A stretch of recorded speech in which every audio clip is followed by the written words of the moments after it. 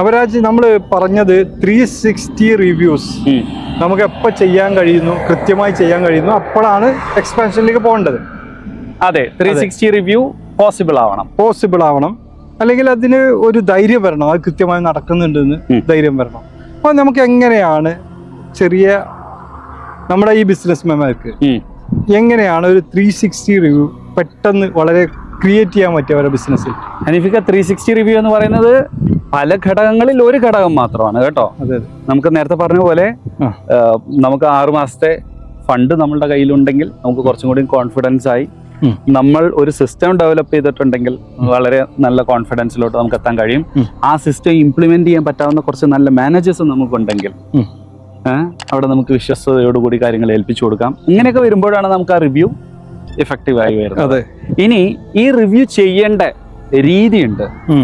നമ്മൾ ഏതൊരു ബിസിനസ് നോക്കുകയാണെന്നുണ്ടെങ്കിൽ, ഇപ്പോൾ വലിയ ബിസിനസ് ആണെങ്കിലും ചെറിയ ബിസിനസ് ആണെങ്കിലും, ആ ബിസിനസിന്റെ സർവൈവൽ എന്ന് പറയുന്നത് 7 ഡിപ്പാർട്ട്മെന്റ്സിന്റെ മൊത്തത്തിലുള്ള പെർഫോമൻസിനെ ബേസ് ചെയ്തിട്ടിരിക്കും. ഈ 7 ഡിപ്പാർട്ട്മെന്റ് എന്ന് പറയുമ്പോൾ അത് എല്ലാം വേറെ വ്യക്തികളായിരിക്കണം എന്നില്ല. പക്ഷെ ഈ 7 ഡിപ്പാർട്ട്മെന്റിന്റെ ആക്ടിവിറ്റീസ് എല്ലാം തന്നെ നമ്മളുടെ ബിസിനസ്സിൽ റൺ ചെയ്യുന്നുണ്ട് എന്നുള്ളതാണ് വാസ്തവം. ഏത് ബിസിനസ് എടുത്ത് നോക്കുകയാണെങ്കിലും അതിൽ നമ്മൾ എടുത്ത് പറയുകയാണെന്നുണ്ടെങ്കിൽ, ആദ്യത്തെ ഡിപ്പാർട്ട്മെന്റ് മാർക്കറ്റിംഗ്. നമ്മൾ പരസ്യം ചെയ്യണം. നമ്മൾ മറ്റുള്ളവർ മുന്നിലോട്ട് എത്തിയാലേ, ഈവൻ ഒരു ഷോപ്പ് നമ്മൾ ഓപ്പൺ ചെയ്ത് അതിന്റെ മുന്നിൽ ഒരു ബോർഡ് വെച്ചാൽ പോലും അത് മാർക്കറ്റിംഗ് ആണ്, അല്ലേ? കസ്റ്റമറെ അട്രാക്ട് ചെയ്യാണ്. അപ്പം മാർക്കറ്റിംഗ് നമുക്ക് ഡിപ്പാർട്ട്മെന്റ് ആയിട്ട് ഉണ്ടായിരിക്കണം. സെയിൽസ് ആണ് രണ്ടാമത്തെ ഡിപ്പാർട്ട്മെന്റ്. അക്കൗണ്ട്സ്, കണക്ക് നമുക്ക് പ്രോപ്പറായിട്ട് കണക്ക് വരവ് ചെലവ് കണക്കുകൾ നമ്മൾ മെയിൻറ്റെയിൻ ചെയ്തിട്ടുണ്ടായിരിക്കണം.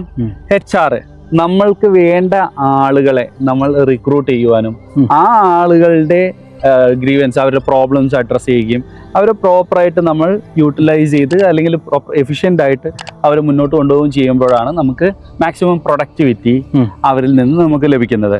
അഞ്ചാമത്താണ് ഓപ്പറേഷൻസ്. നമ്മൾ ഈ ബിസിനസ് റൺ ചെയ്യാൻ വേണ്ടിയിട്ടുള്ള ഡെയിലി ഓപ്പറേഷൻസും കാര്യങ്ങളും പ്രോപ്പറായിട്ട് ഈ ഡിപ്പാർട്ട്മെന്റ് ആണ് അതിന് ഉത്തരവാദിത്വം ഏൽക്കുന്നത്. ആറാമത്തത് വളരെ ഇമ്പോർട്ടൻ്റ് ആണ്. നമ്മൾ ഇന്ന് തുടങ്ങിയ നാളെ തുടങ്ങുന്ന ഒരു ബിസിനസ് അല്ല. ബിസിനസ് സസ്റ്റെയിൻ ചെയ്യണമെങ്കിൽ നമ്മൾ നാടോടുമ്പോൾ നടുവേ ഓടണം എന്ന് പറഞ്ഞ പോലെ പുതിയ പുതിയ കാര്യങ്ങൾ നമ്മൾ അഡോപ്റ്റ് ചെയ്യണം. നിങ്ങൾ ആലോചിച്ച് നോക്കിയിട്ടുണ്ടോ? ഇപ്പം പണ്ടത്തെ പോലെ ഈ പാടം ഉഴുതുമറിക്കാൻ ഇന്നിപ്പോൾ കാളയല്ല നമ്മൾ ഉപയോഗിക്കുന്നത്. ഇന്ന് ട്രാക്ടർ വന്നു, അതുപോലുള്ള പല മെഷീനറീസ് ഒക്കെ. അപ്പൊ ഇതൊക്കെ പുതിയ യുഗമാണ്. അപ്പൊ ആ കാലത്തിനനുസരിച്ച് മാറ്റങ്ങൾ കൊണ്ടുവരണം എന്നുണ്ടെങ്കിൽ അതിന് ഉത്തരവാദിത്തപ്പെട്ട ഡിപ്പാർട്ട്മെന്റ് ആണ് R&D അല്ലെങ്കിൽ റിസർച്ച് ആൻഡ് ഡെവലപ്മെന്റ് ഡിപ്പാർട്ട്മെന്റ് എന്ന് പറയുന്നത്. അവരാണ് നമുക്ക് വേണ്ട കാലാനുസൃതമായിട്ടുള്ള മാറ്റങ്ങൾ നമ്മൾ ബിസിനസ്സിലോട്ട് കൊണ്ടുവരുന്നത്. ഏഴാമത്തത് മാനേജ്മെന്റ്. ഇവരെല്ലാം കൂട്ടി സംയോജിപ്പിച്ച് നല്ലൊരു ഒരു ഓർഗനൈസേഷൻ എല്ലാവരും കൂട്ടൊരുമ ഉണ്ടാക്കിക്കൊണ്ട് മുന്നോട്ട് പോകുമ്പോഴാണ് ഒരു ബിസിനസ് നമുക്ക് 360 റിവ്യൂ നടത്താൻ വേണ്ടിയിട്ട് നമ്മളെ സഹായിക്കുന്ന 7 ഘടകങ്ങളാണ്. 7 എണ്ണം. ഈ 7 ഘടകവും ഒരു പക്ഷേ 1 or 2 ആളുകളായിരിക്കും ചെയ്യുന്നത്. ഞാൻ അതാ വിചാരിക്കുന്നത്. കാരണം വെച്ചാൽ ആദ്യം ഒരാൾ മാത്രം തുടങ്ങുന്ന ബിസിനസ് ആയിരിക്കും. അവനായിരിക്കും ചിലപ്പോൾ അന്ന് 7 കാര്യം ചെയ്തിരിക്കുക. അതെ. ഇത് കഴിഞ്ഞിട്ട് ഇനി ആൾ അടുത്ത് വരുമ്പോൾ അത് നമ്മൾ കൃത്യമായി വിഭജിച്ചു എന്ന് വരാം. ചിലപ്പോൾ 2-3 കാര്യങ്ങൾ അവന്റെ കയ്യിലേക്കും ഒരു 4 കാര്യങ്ങൾ ഇപ്പുറത്തേക്കൊക്കെ ആയിട്ട് മാറ്റി കൊടുക്കും. അതിന് പിന്നെ അടുത്ത ആൾ വരുമ്പോൾ ഇതിന് ഇങ്ങനെ വളരുന്നതിനനുസരിച്ച് നമ്മൾ ആളുകളെ കൂട്ടിക്കൊണ്ടിരിക്കും. അതെ ഹനീഫിക്ക, ബിസിനസ് റൺ ചെയ്യുമ്പോൾ വ്യക്തികൾ അധിഷ്ഠിതമായിട്ടല്ല റൺ ചെയ്യുന്നത്. ഇതെല്ലാം ഓരോ ചെയർസ് ആണ്. അതെ. ഈ ചെയർസ് പല ചെയർസിലും കൂടെ ഒരാൾ ഇരിക്കുന്നുണ്ടാവും. പക്ഷേ ഈ ചെയർ ഡിമാൻഡ് ചെയ്യുന്ന ഈ കാര്യങ്ങൾ ചെയ്തുകൊണ്ടിരിക്കണം എന്നാണ് ഞാൻ പറഞ്ഞു പറഞ്ഞത്.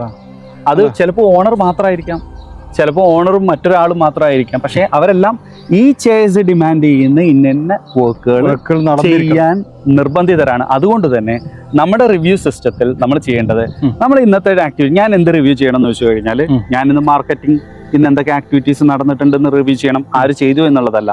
ഇന്ന് ഞാൻ എന്തൊക്കെ സെയിൽസ് ആക്ടിവിറ്റീസ് ചെയ്തിട്ടുണ്ട് റിവ്യൂ ചെയ്യാം.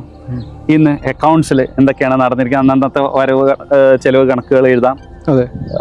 ഫൈനാൻസ്, അഗൈൻ അക്കൗണ്ട്സ് എന്ന് പറയുമ്പോൾ നമ്മൾ ഫൈനാൻസും കൂടി അതിൽ ഉൾപ്പെടുത്തിയിട്ടാണ് പറയുന്നത്. Accounts and finance. 4ാമത്തത് HR. ഇന്ന് നമ്മൾ നാളെ നമ്മൾക്ക് എന്തെങ്കിലും സംഭവിച്ചാൽ പോലും അതിനെ മുന്നോട്ട് കൊണ്ടുപോകാൻ പകരം ആരെയാണ് നമ്മൾ കണ്ടെത്തുന്നത്? എനിക്ക് പകരം അല്ലെങ്കിൽ എൻ്റെ ഒരു എംപ്ലോയിക്ക് പകരം ആരൊക്കെയാണ്? പുതിയ ആളുകളെ, അതെ, മൊത്തം കാര്യങ്ങളെ. അപ്പൊ അത് അഡ്രസ് ചെയ്യാൻ വേണ്ടിയിട്ട് ഈവൻ സ്റ്റാറ്റ്യൂട്ടറി ആയിട്ടുള്ള കാര്യങ്ങൾ പോലും നമുക്ക് അവിടെ ഈ ഒരു ഡിപ്പാർട്ട്മെന്റിനെയാണ് ഏൽപ്പിച്ചു കൊടുക്കാൻ നമുക്ക് സാധിക്കുന്നത്. പിന്നെ വരുന്നത് ഓപ്പറേഷൻസ്. ഇന്ന് എന്തൊക്കെ ഓപ്പറേഷൻസ് ആണ് എൻ്റെ സ്ഥാപനത്തിൽ നടന്നിട്ടുള്ളത്? ആറാമത്തത്, ഞാൻ ഇന്ന് എന്ത് പുതിയത് ചെയ്തു, ഇന്നല്ലെങ്കിൽ എന്ത് പുതിയ കാഴ്ചപ്പാട് എനിക്ക് എൻ്റെ ബിസിനസ്സിലോട്ട് കൊണ്ടുവരാൻ കഴിയും, അല്ലെങ്കിൽ എന്താണ് മാർക്കറ്റിൽ സംഭവിച്ചുകൊണ്ടിരിക്കുന്നത്, ഇൻഡസ്ട്രിയിൽ എന്തൊക്കെ മാറ്റങ്ങളാണ് ഇവിടെ നടത്തിക്കൊണ്ടിരിക്കുന്നത്, ആ ഇൻഡസ്ട്രിയിലുള്ള മാറ്റങ്ങൾ നമ്മളുടെ ഈ മാർക്കറ്റിൽ നമുക്ക് കൊണ്ടുവരുന്നത്. ഇതെല്ലാം ആ R&D ഡിപ്പാർട്ട്മെന്റിൽ ഇരിക്കുന്ന ആ ചെയറിന്റെ ഉത്തരവാദിത്തമാണ്. പുതിയ ടെക്നോളജികൾ നമ്മുടെ ബിസിനസ്സിനെ ഡെവലപ്പ് ചെയ്യാൻ നമുക്ക് കൊണ്ടുവരാൻ പറ്റും. അതെ, എന്തുവാ. അപ്പൊ ഇതെല്ലാം R&D ചെയറിന്റെയാണ് ഉത്തരവാദിത്വം. പിന്നെ ഇതിനെല്ലാം നല്ല രീതിയിൽ കൊണ്ടുപോകാൻ വേണ്ടിയിട്ട് മാനേജ്മെന്റ് ആയിട്ട് നമ്മൾ എന്തൊക്കെ ചെയ്തു? ഒരു മാനേജർ 7 കാര്യങ്ങളിലും ഒരു ദിവസം നമ്മുടെ ഒരു റിവ്യൂ നടന്നിരിക്കും. ഒരു റിവ്യൂ നടത്തിയാൽ അതിനെ നമുക്ക് 360 റിവ്യൂ എന്ന് വേണമെങ്കിൽ പറയാം. ഇനി വലിയ ബിസിനസ്സിലോട്ട് പോകുമ്പോൾ നമുക്ക് പല പുതിയ ഡിപ്പാർട്ട്മെന്റ്സ് വരും. ലൈക്ക് കസ്റ്റമർ സപ്പോർട്ട് ഡിപ്പാർട്ട്മെന്റ് ഉണ്ട്. അപ്പൊ അതിനെ കസ്റ്റമർ സപ്പോർട്ട് ഡിപ്പാർട്ട്മെന്റ് കൊണ്ട് നമുക്ക് 8ാമത്തെ ഡിവിഷൻ ആയിട്ട് കൊണ്ടുവരാം. മറ്റ് സെയിൽസ്, ഇപ്പൊ ഡെവലപ്മെന്റ് ഡിപ്പാർട്ട്മെന്റ്, ഇപ്പം IT-യിലാണെന്നുണ്ടെങ്കിൽ ഡെവലപ്മെന്റ്, ഹാർഡ്വെയർ സപ്പോർട്ട് ഡിപ്പാർട്ട്മെന്റ്. അപ്പൊ ഇങ്ങനെയുള്ള പല ഡിപ്പാർട്ട്മെന്റ്സ് പുതിയ കൊണ്ടുവരെങ്കിലും അൾട്ടിമേറ്റ്ലി ഈ 7 ഡിപ്പാർട്ട്മെന്റ്സിന്റെ ഉത്തരവാദിത്തങ്ങൾ പ്രോപ്പറായിട്ട് നടക്കുന്നുണ്ടോ എന്നുള്ളതാണ് നമ്മൾ ഏറ്റവും മിനിമം നമ്മൾ റിവ്യൂ ചെയ്യേണ്ടത്. അത് റിവ്യൂ ചെയ്യാൻ പറ്റി കഴിഞ്ഞാൽ നമ്മൾ നമ്മളുടെ ബിസിനസ്സിനെ 360 ആംഗിളിൽ നമ്മൾ റിവ്യൂ ചെയ്യുന്നു.